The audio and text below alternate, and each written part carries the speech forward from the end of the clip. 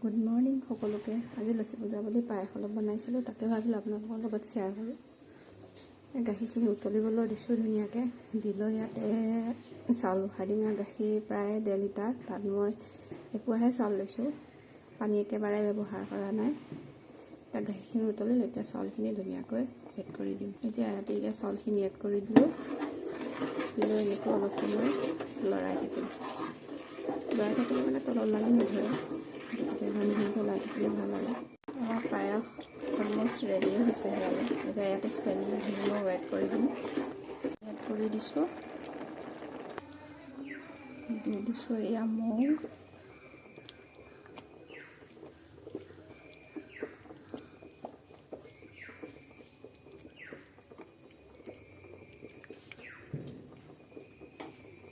আৰু এয়া দি দিছোঁ ঘিউ।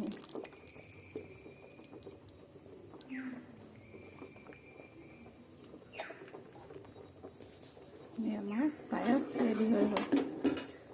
চেনিটো দিয়াৰ পিছত খালি অকণমান ঘনকৈ লৰাই থাকিব, নহ'লে মানে লাগি ধৰাৰ সম্ভাৱনা থাকে। সকলোৱে চাগে বনায়, তেও মই এবাৰ দিলোঁ। আপোনালোকে কেনেকৈ বনাই জনাবচোন। আজিলৈ আহিছোঁ, বাই।